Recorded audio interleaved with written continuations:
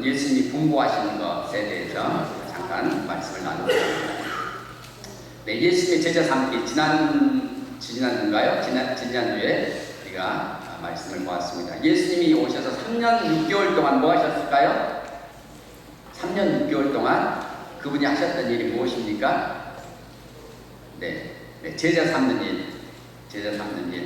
그래서 1단계로는 제자를 부르시기 전에 먼저 복음을 전파하셨죠. 복음을 전파하시고 복음에 씨를 뿌리니까 반응하는 밭이 있었습니다. 그래서 그 사람들을 예수님의 제자로 부르시고 그 기간을 한 6개월 정도로 잡을 수 있겠고 2단계로는 그들과 함께 그들을 제자로 세우시고 그들에게 본을 보여주신 기간이 한 1년 정도. 그래서 이렇게 한 1년 6개월 정도를 제자를 찾으시고 세우시고 함께 하시고 본을 보여주셨던 그 기간들을 가지셨고, 특별히 예수님께서는 12명의 제자를 부르셨지만 그 중에서 3명에 대해서 관심을 가지시고 특별하게 주님께서 3명을 예수님의 수제자처럼 그렇게 관리를 하셨습니다. 그리고서 3단계로는 무엇입니까? 제자들에게 사역을 위임하시고 훈련시키셨습니다. 본만을 보여주신 게 아니고 이제는 제자들 너희가 한번 해봐라. 너희가 먹을 것을 주어봐라.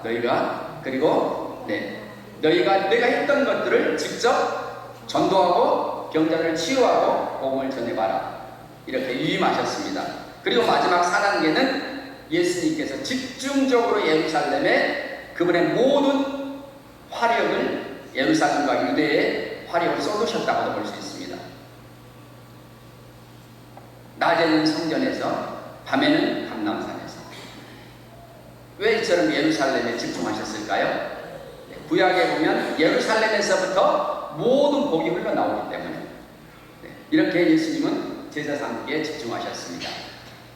오늘 말씀에 보면 첫 번째, 그러므로 너희는 가라고 말씀하시죠. 우리는 예수님의 제자로 부름을 받았습니다. 싫든 좋든 우리는 예수님의 제자들입니다. 그리고 제자가 해야 될 첫 번째 순종은 무엇입니까? 첫 번째 순종이 뭐라고요? 가는 것입니다. 너희는 가라고 말씀하셨으니 일단 가야 됩니다. 어디로 가야 될까요? 어디로 가야 될지 모르면 일단 집을 나서면 됩니다. 절을 한번 돌아봤습니다. 절을.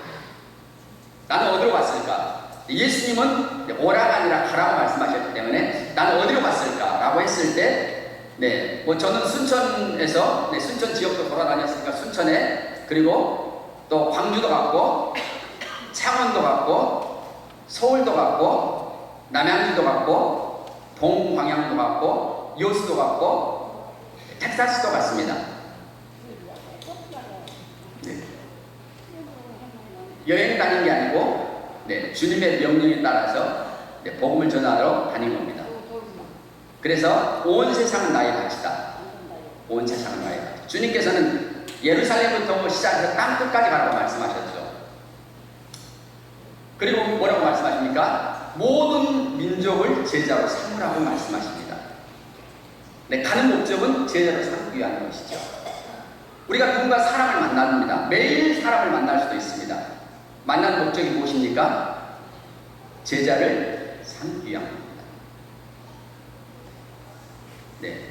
나의 자녀들이 나를 통해서 제자가 된다면 얼마나 멋질까요? 또는 내가 알고 있는 사람들이, 직장에서 내 동료들이 주님의 제자가 된다면 나를 통해서 얼마나 멋진 일일까요? 그래서 저는 그들에게 나아가서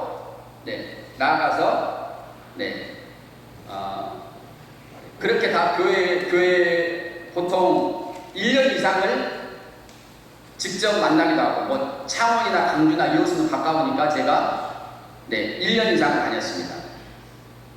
그리고 먼 거리는 직접 가서 세례도 주기도 했지만 대부분 줌으로 먼 거리에서는 만났습니다.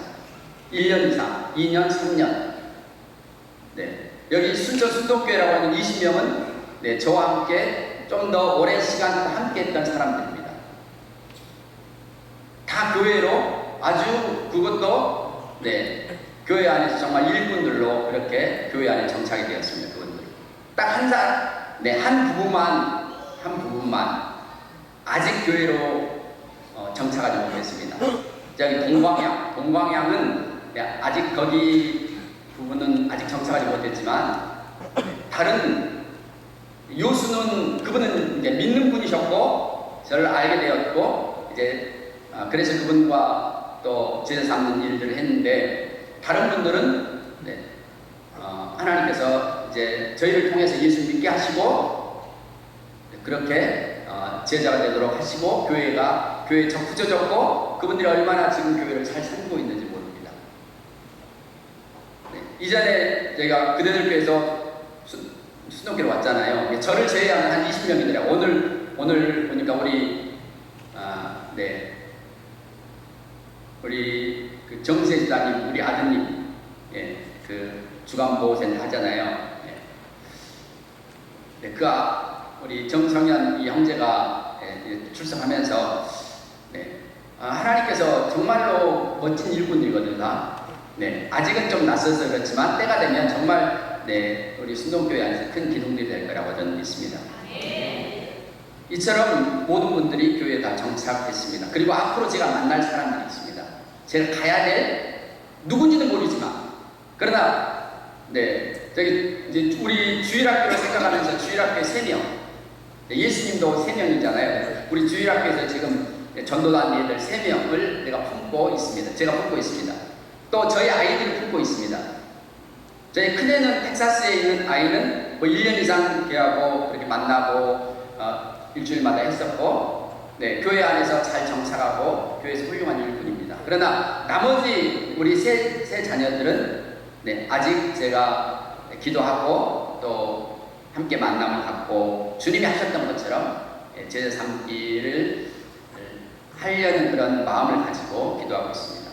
그리고 앞으로 제가 누군지는 모르지만 앞으로 만날 사람들이 있습니다.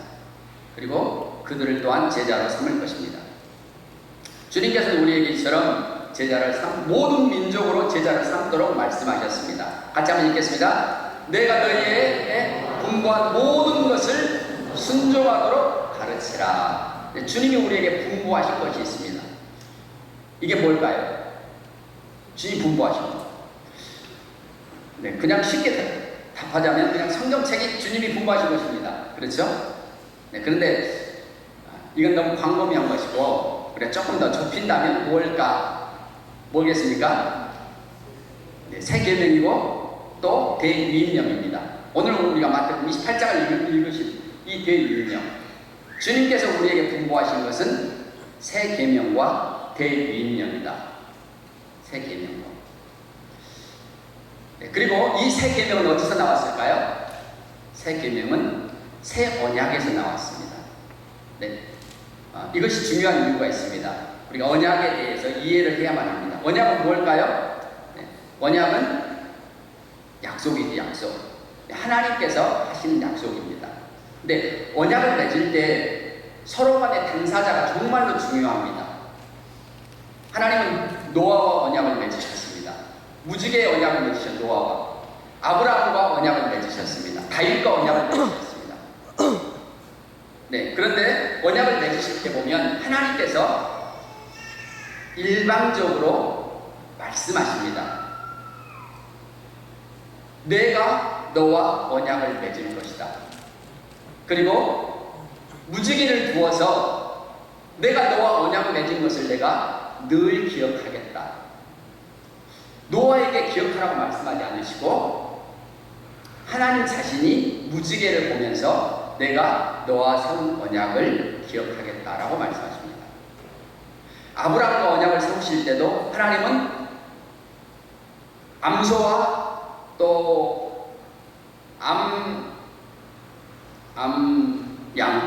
염소와 그리고 순양인가요? 아무튼 그 양을 준비하도록 하셔서 절반을 가르라고 하셨습니다. 비둘기도 준비했지만 그리고 누가 지나갈까요? 누가 지나가게 하셨습니까? 아브라함이 지나갔을까요? 아브라함은 지나가지 않았습니다. 하나님이 그곳으로 지나가셨습니다. 네, 하나님께서 내가 반드시 너와 한 언약을 내가 이룰 것이다. 누구의 생명을 걸고요?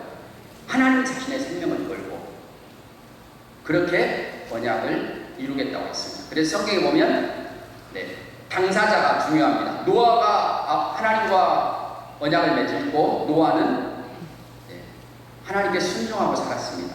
아브라함도 그랬습니다. 그래서 하나님께서는 어떤 복을 주셨습니까? 천대까지 이 언약의 은혜가 흘러갈 것이다.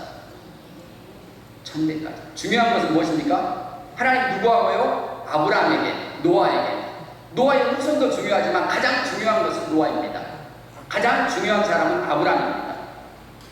아브라함이 하나님께 순종하고 하나님을 섬겼다는 그 후손 천대는요, 천대는 보장을 받을 수 있는 겁니다. 하나님은 다윗과 언약을 맺으실 때도 동일하게 그랬습니다. 그래서 사실 시내산 언약은 있지만 시내산 언약은 모세의 언약은 없습니다. 대신 시내산 언약, 이스라엘과의 맺은 언약은 있지만 그러나 그들은 언약을 뭐 했을까요? 당사자들이 언약을 어겼습니다. 우상을 섬겨버리죠. 금송아지를. 성경에서 말하는 옛 언약은 이 시내산 언약을 말합니다. 우리에게 새로운 언약이 주어질 수 있었던 것은 하나님께서 노아나 아브라함이나 다윗에게 언약을 하셨기 때문에 가능한 일이었습니다. 그리고 우리에게는 새 언약이 주어졌죠. 새 언약에 대한 예언이 있습니다. 어떤 예언일까요? 이사야와 예레미야와 에스겔 다 대선지자들입니다. 하나님 그들에게 예언을 하셨고 어떤 예언을 하셨을까요? 새 언약에 대한 예언을 하셨습니다. 한번 읽어보겠습니다. 그런즉 누구든지 그리스도 안에 있으면 새로운 피조물이라. 이전 것은 지나갔으니 보라 새 것이 되었도다. 이런 말씀들을 우리가 읽지만 언약에 대한 부분들을 잘 알지 못하면 이 말씀을 깊이 깨달을 수가 없습니다. 새 언약에 대한 예언이 무엇입니까? 이사야에게 말씀하셨습니다. 내가 새 일을 행할 것이다.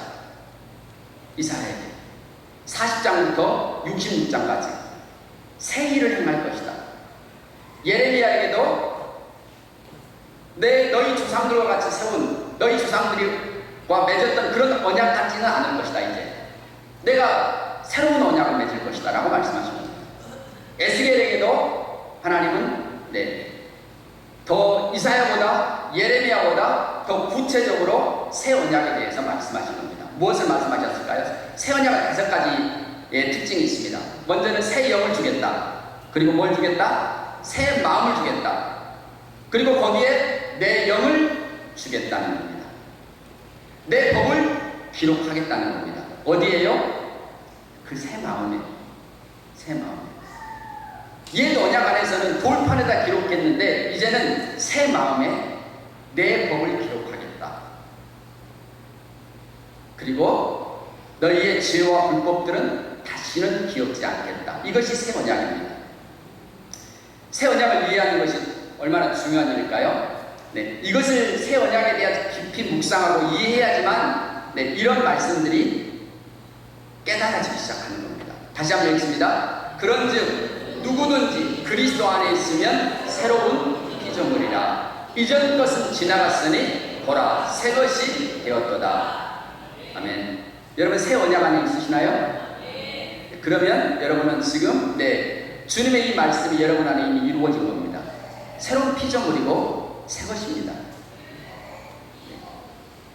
물론 우리 쪽에서 본다면 예수 믿지만 바뀌어지는 아무것도 없죠. 그러나 하나님 편에서 보면 하늘과 땅이 먼 것처럼 그렇게 옛사람과 새사람이 그렇게 멀어져 버린 겁니다. 옛사람은 십자가에서 죽었고 이제 우리가 그리스도 안에서 새사람이 된 것이죠. 그러면서 18절에 말씀하신 거 같이 읽습니다. 모든 것이 하나님께로부터 났으며 그가 그리스도로 말미암아 우리를 자기와 화목하게 하시고 또 우리에게 화목하게 하는 직분을 주셨으니 우리가 어떤 직분을 주셨습니까? 화목케 하는 직분을 주셨습니다. 화목케 하는 직분. 네, 많은 사람들이 저도 이제 예전에 사실 이 말씀에 대해서 이제 깨닫지 못할 때는 뭐 했을까요? 전도 나가면 뭐랄까요? 네, 하나님은 당신을 사랑하십니다라고 말은 하지만 속으로는 너 회개치 않으면 하나님께서 너를 지옥에 던질 수 있어. 네, 그런 마음들을 가졌습니다. 제가 좀 거짓이가기 때문에 네, 그냥 전 믿는 대로 그렇게 말하는 경우들이 많이 있었습니다. 예전에 여기 여성병원이 가까운 데 있죠. 여성병원에 그 원장님과 그 모임들이 있었습니다. 그리고 몇 번 그 모임을 가지면서 그 원장님을 만났습니다. 근데 조금 이제 그 이분이 교회 다니신다고 하는데 별로 경건하지 못한 거예요. 경건하지 못한 겁니다. 약간 색을 밝히는 겁니다. 그래서 제가 뭐라는 줄 아십니까? 책자를 하나 드렸습니다. 그분이. 책 제목은 지옥은 있습니다. 네. 어떤 분에게는요, 네, 면전에서 그렇게 했습니다. 도끼가 지금 남 뿌리에 놓였는데 당신 회개치 않으면 하나님께서 당신을 잘라버리실 겁니다. 예전에는 저는 우리가 받은 직분이 사람들에 대해서 심판을 하고 정죄를 해야 되는 직분인 것처럼 제가 잘못 알았던 것이죠. 그러나 지금은 그렇지 않습니다. 네, 하나님께서 그리스도로 말미암아 화목하게 하셨다고 말씀하십니다. 19절에 읽어봅니다. 곧 하나님께서 그리스도 안에 계시사 세상을 자기와 화목하게 하시며 그들의 죄를 그들에게 돌리지 아니하시고 화목하게 하는 말씀을 우리에게 부탁하셨느니라. 아멘. 뭘 부탁하셨다고요? 화목하게 하는 말씀을 우리에게 부탁하셨습니다. 하나님은 우리만 그렇지 않습니다. 세상과도 이미 자기 아들 안에서 화목하신 분이십니다. 우리와 화목되었을 뿐만 아니고 이미 세상 안에서도 화목되었습니다. 그래서 요한 1서 2장 2절에서 우리 죄만 아니라 세상의 죄로 예수님이 담당하셨고 화목제물을 하셨다고 말씀하셨습니다. 우리가 이 사실을 깨닫고 사람들에게 다가가면 사람들이 생각보다 우리를 그렇게 거절하지 않습니다.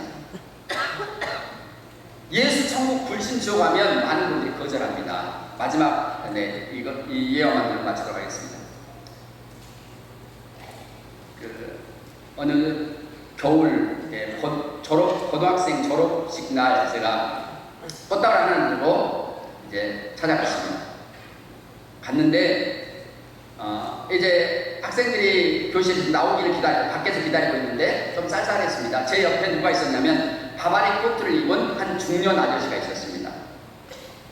그런데 키도 크고 등치도 있고 또 그 사람에게도 풍기는 뭔가 그 아우라가 보통이 아니었습니다. 제가 그에게 다가가서 혹시 누구 결혼식 때문에 오셨는지 물어봤습니다. 그랬더니 이분이 이제 자기 딸이 결혼한다고 그랬습니다.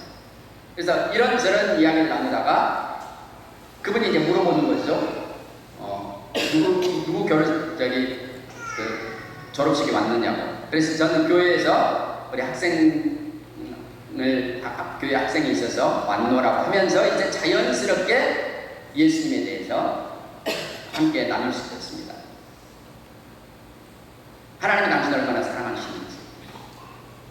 그랬더니 이분이 자신이 겪었던 이야기를 해주는 겁니다.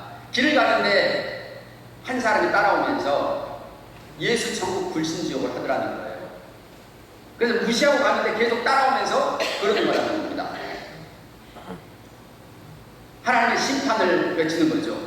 그래서 이 사람이 너무 분이 나가지고 이 사람을 그냥 들어가지고 내리 꽂아버렸다고 합니다. 그리고 경찰서로 갔는데 분이 풀리지 않으니까 거기서도 다시 한번 그렇게 했다고 해요. 여러분이 저하고 이렇게 이야기하면서 당신은 그분과 같지 않다라고 말씀하셨습니다. 왜 그랬을까요? 네. 그분은 심판의 직분을 수행하는 것이 하나님께서 원하시는 거라고 생각했지만 사실 그렇지 않았습니다. 하나님이 원하시는 것은 우리에게 화목의 직분을 주신 겁니다. 우리만 하나님이 화목하신 게 아니고 이미 세상도 자기의 아들 안에서 화목하신 겁니다. 네. 하나님의 입장에 보면 얼마나 답답하실까요? 세상을 이미 십자가를 통해서 세상을 화목하신 겁니다. 그리고 이 선물을 내어주고 있는데 받지 않는 겁니다. 받지 않는 겁니다. 그래서 오늘 주님이 우리에게 분부하신 것, 그것이 무엇입니까? 첫 번째는 새 계명이고, 그 다음에 우리에게 주신 대유임령이죠. 그래서 또 여러분, 우리가 주님을 나아가서 전할 때에 우리에게 주신 직분이 무엇인지를 다시 한번 생각하시고, 또 여러분의 이웃들을, 여러분의 가족들을 축복하시는 여러분 되시기를 축복합니다. 네, 제가 기도하도록 하겠습니다. 하나님 아버지 감사합니다. 오늘도 이 복된 날을 주시고 사랑하는 주의 교회가 주님을 예배하며 섬길 수 있게 하시고 우리에게 주의 말씀을 통해서 축복하시니 감사합니다. 우리에게 주신 분부하신 주의 말씀을 우리가 받습니다. 새 계명과 새 대유임령 안에서 오늘도 우리가 행하고 또 삼는 이 일들을 우리가 관심을 갖고 또 여기에 집중하기 원합니다. 주의 은혜가 저희와 함께 해주십시오. 주님을 찬양합니다. 예수님의 이름으로 기도드립니다.